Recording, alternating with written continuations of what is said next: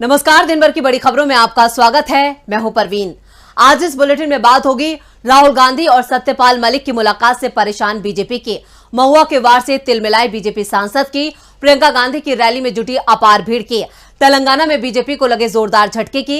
इसके साथ ही देखेंगे कि जाने माने कार्टूनिस्ट इरफान की किस खबर पर पड़ी तिरछी नजर, और बुलेटिन के आखिर में बात एनसीईआरटी की किताबों से इंडिया के गायब होने की। इसके साथ ही और भी कई बड़ी खबरों से आपको करवाएंगे रूबरू, लेकिन तमाम बड़ी खबरों से पहले एक नजर सुर्खियों पर।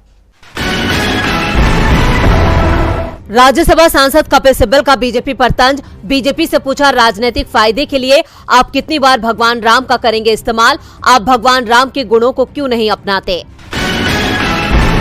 कांग्रेस अध्यक्ष मल्लिकार्जुन खड़गे ने विधानसभा चुनाव से पहले किया बड़ा दावा, कहा 5 राज्यों में बनेगी कांग्रेस की सरकार, बीजेपी के लिए सत्ता विरोधी लहर।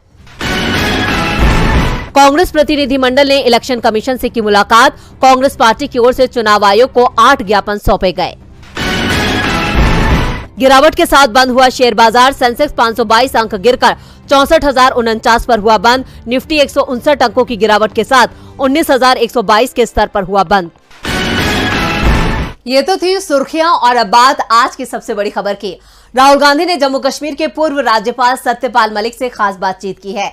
इस बातचीत को राहुल ने अपने YouTube चैनल पर जारी किया है। 28 मिनट की बातचीत में राहुल गांधी ने सत्यपाल मलिक से पुलवामा, किसान आंदोलन, जातिगत जनगणना और मणिपुर हिंसा पर बात की। राहुल के साथ बातचीत के दौरान सत्यपाल मलिक ने पुलवामा हमले को लेकर बड़ी बात कही है, जिससे पीएम मोदी और बीजेपी की परेशानी बढ़ गई है। तो क्या कह गए मलिक, देखते हैं ये रिपोर्ट। राहुल गांधी ने एक बार फिर पीएम मोदी और बीजेपी को बुरी तरह से फंसा दिया है।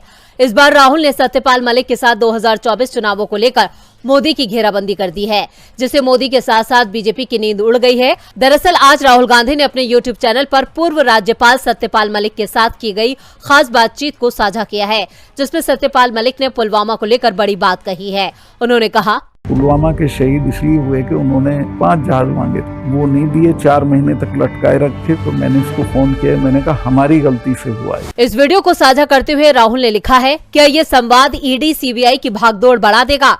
पुलवामा, किसान आंदोलन और अग्निवीर जैसे महत्वपूर्ण मुद्दों पर राज्यपाल, पूर्व सांसद और किसान नेता सत्यपाल मलिक जी के साथ दिलचस्प चर्चा। पूरा वीडियो मेरे YouTube चैनल पर देखिए। दरअसल सत्यपाल मलिक ने राहुल के साथ पुलवामा पर कहा कि मैं ये नहीं कहूंगा कि हमला सरकार ने करवाया, लेकिन ये जरूर कहूंगा कि इसे इग्नोर किया गया और उसका राजनीतिक इस्तेमाल किया गया। सत्यपाल मलिक ने कहा कि बीजेपी नेताओं ने बयान दिए हैं कि पुलवामा की शहादत वोट देते समय याद रखना। सत्यपाल मलिक ने कहा कि जब हमला हुआ तब PM Modi national park Jim Corbett में शूटिंग कर रहे थे। मैंने इनसे बात करने की कोशिश की, लेकिन बात नहीं हो पाई। इसके साथ ही सत्यपाल मलिक ने यह भी दावा किया है कि ये सरकार सिर्फ 6 महीने की है। कोई कंट्रोल ही नहीं था, मतलब बिल्कुल एक स्टेट बचा ही नहीं है, 2 स्टेट बन गए हैं, एक इस तरफ दूसरा दूसरी तरफ। नॉर्थ ईस्ट सेटल्ड था, इन्होंने डिस्टर्ब कर दिया। सब जगह ये कुछ ना कुछ मतलब अपना करते रहते हैं। और 6 महीने की बात है, मैं लिख के दे रहा हूँ, बिल्कुल नहीं आएंगे पावर में। चुनावी साल में राहुल के साथ सत्यपाल मलिक की इस बातचीत का वीडियो तेजी से वायरल हो रहा है, जिससे साफ है कि इसका खामियाजा बीजेपी को चुनावों में भुगतना पड़ सकता है। मलिक के माने तो 2024 में मोदी की विदाई तय है। इधर महुआ और बीजेपी की जंग में निशिकांत दुबे की हार तय है। टीएमसी सांसद महुआ मोइत्रा ने एक बार फिर आज बीजेपी सांसद निशिकांत दुबे पर निशाना साधा। पैसों के बदले सवाल पूछने के मामले को लेकर उन्होंने बीजेपी एमपी को फर्जी दुबे करार दिया, जिसके बाद निशिकांत दुबे ने उन्हें चोर बताया, जिससे दोनों के बीच की तल्खी और बढ़ गई है। क्या है पूरी खबर, देखते हैं ये रिपोर्ट। महुआ मोइत्रा और बीजेपी सांसद के बीच छिड़ी जंग और तेज हो गई है। दरअसल दुबे ने अपने एक्स हैंडल पर केंद्रीय सूचना प्रौद्योगिकी मंत्री अश्विनी वैष्णव की ओर से लिखे गए पत्र का स्क्रीनशॉट शेयर किया। लेटर में मंत्री ने दुबे से वादा किया कि राष्ट्रीय सूचना विज्ञान केंद्र यानी एनआईसी लोकसभा समिति के साथ पूरा सहयोग करेगा। एनआईसी मोइत्रा की पार्लियामेंट लॉगिंग क्रेडेंशियल्स की दुबई में एक्सेस के आरोपों की जांच कर रही है। अश्विनी वैष्णव का लेटर शेयर करते हुए निशिकांत दुबे ने एक्स पर लिखा, देश की सुरक्षा को एक सांसद के लोभ ने खतरे में डाल दिया। रावण दहन, दुर्गा माता के कलश विसर्जन के बाद धर्म युद्ध की शुरुआत। ये राजनीति से ऊपर पक्ष विपक्ष का नहीं, देश की सुरक्षा और अखंडता का सवाल है। वैष्णव के पत्र पर प्रतिक्रिया देते हुए मोइत्रा ने एक्स पर लिखा, मेरे खिलाफ जांच में समर्थन का वादा करने वाले फर्जी डिग्री वाले अश्विनी वैष्णव के पत्र के बारे में सुनकर खुशी हुई। अब भी हवाई अड्डे के एटीसी कक्ष में बच्चों के साथ फर्जी दुबे की अवैध एंट्री को लेकर जांच का इंतजार है। महुआ मोइत्रा ने बीजेपी नेता पर पलटवार करते हुए आगे कहा, आखिर कौन झूठ बोल रहा है। फर्जी डिग्री वाले ने 2 दिन पहले कहा कि एनआईसी ने पहले ही दुबई में हुए लॉगिंग सहित सभी डिटेल जांच एजेंसी को सौंप दिए हैं। अब अश्विनी वैष्णव का कहना है कि एनआईसी लोकसभा और एथिक्स कमेटी के कहने पर जानकारी देगा। मुझ पर प्रहार करने के लिए भाजपा का स्वागत है, लेकिन अडानी गोड्डा शायद सबसे अच्छे रणनीतिकार नहीं है। महुआ मोइत्रा के पलटवार से निशिकांत दुबे बौखला गए हैं। उन्होंने एक्स पर बिना किसी का नाम लिए लिखा, चोर मचाए शोर। दरअसल महुआ मोइत्रा ने एक्स पर अपने पोस्ट में साल 2022 के एक मामले का जिक्र किया है, जिसमें निशिकांत दुबे और मनोज तिवारी पर आरोप लगा कि इन्होंने अगस्त 2022 में देवघर हवाई अड्डे पर सुरक्षा नियमों का उल्लंघन किया था। फिलहाल बीजेपी सांसद अपने आरोपों को साबित करने में नाकाम नजर आ रहे हैं, तो वहीं महुआ के हौसले बुलंद हैं। महुआ के वार से बीजेपी सांसद तिलमिला गए हैं। इधर प्रियंका के वार से राजस्थान में बीजेपी तिलमिला गई है। प्रियंका गांधी आज राजस्थान के दौरे पर थी। पिछले 5 दिनों में प्रियंका का यह दूसरा राजस्थान दौरा था। झुंझुनू में एक जनसभा को संबोधित भी किया प्रियंका ने, जहां उन्होंने मोदी सरकार को आड़े हाथों लिया।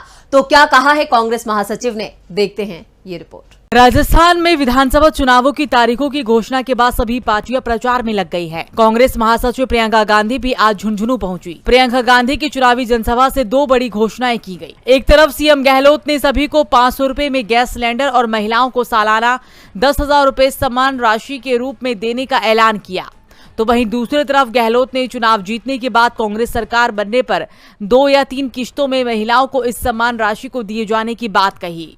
वहीं मोदी सरकार पर हमला बोलते हुए प्रियंका गांधी ने कहा कि इस सरकार के पास कोई विजन नहीं है, रोजगार पैदा नहीं कर रहे हैं। पब्लिक सेक्टर कंपनी से रोजगार बनते थे, उन्हें इस सरकार ने अपने बड़े उद्योगपतियों दोस्त को बेच दिया। अगर सभी उद्योगपतियों को देते तो दिक्कत नहीं होती, इससे रोजगार बढ़ते, लेकिन इस सरकार ने चुनिंदा लोगों को ही दिए। उन्होंने कहा कि खेती किसानी भी ये सरकार अपने मित्रों को सौंपने वाली थी। उन्होंने कहा कि चुनाव आते हैं तो नेता आते हैं और भाषण देकर जाते हैं।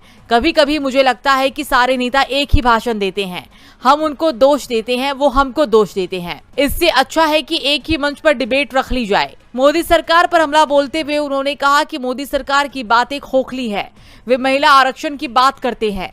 सबसे पहले पंचायतों में महिला आरक्षण कांग्रेस ने दिया, ये कानून लाए, लेकिन आरक्षण कब मिलेगा इसका कुछ पता नहीं है। तो वहीं प्रियंका के राजस्थान दौरे में खास बात ये रही कि बीजेपी से कई नेता कांग्रेस में शामिल हुए हैं। राष्ट्रीय महिला आयोग की पूर्व अध्यक्ष ममता शर्मा ने मंच पर पहुंचकर कांग्रेस की सदस्यता ली। इसके अलावा किशनगढ़ से बीजेपी के टिकट पर चुनाव लड़ चुके विकास चौधरी ने भी कांग्रेस ज्वाइन कर लिया। इसके साथ ही धौलपुर से विधायक शोभा रानी कुशवाहा ने भी कांग्रेस पार्टी की सदस्यता ली। आपको बता दें कि राज्यसभा चुनाव में कांग्रेस को वोट देने के बाद बीजेपी ने उन्हें निष्कासित कर दिया था। प्रियंका ने राजस्थान में कांग्रेस की जीत का दावा किया है। वहीं तेलंगाना को लेकर भी कांग्रेस अपनी जीत का दावा कर रही है, जिसके संकेत भी मिलने लगे हैं। तेलंगाना में बीआरएस के बाद बीजेपी नेता भी कांग्रेस में शामिल हो रहे हैं। आज तेलंगाना में बीजेपी के बड़े नेता ने कांग्रेस के हाथ को मजबूत किया है। देखते हैं ये खास रिपोर्ट। विधानसभा चुनाव में सभी दल जीत के लिए एड़ी चोटी का जोर लगा रहे हैं, लेकिन बीजेपी को 5 राज्यों में बगावत का सामना करना पड़ रहा है। बीजेपी 5 राज्यों में घिरती हुई दिखाई दे रही है, तो वहीं तेलंगाना में बीजेपी को बड़ा झटका लगा है। बीजेपी नेता राजगोपाल रेड्डी ने पार्टी से इस्तीफा दे दिया है। बीजेपी का साथ छोड़ कांग्रेस का उन्होंने हाथ थाम लिया है। बता दें कि पिछले साल ही वो कांग्रेस छोड़कर बीजेपी में शामिल हुए थे और इस इस्तीफे के बाद मुनुगोडु में उपचुनाव हुए थे, जिसमें उनकी हार हुई थी और अब वो एक बार फिर से कांग्रेस में शामिल हो गए हैं। राजगोपाल रेड्डी ने अपने इस्तीफे के पत्र में लिखा कि केसीआर को वो किसी भी कीमत पर शिकस्त देना चाहते हैं और बीआरएस को टक्कर देने वाली पार्टी कांग्रेस ही है। केसीआर को गद्दी से उतारने में कुछ वक्त पहले भाजपा काफी सक्षम दिख रही थी, लेकिन फिलहाल बीजेपी राज्य में ढीली पड़ गई है। हालांकि ये कोई पहली बार नहीं है जब तेलंगाना में बीजेपी को बड़ा झटका लगा हो।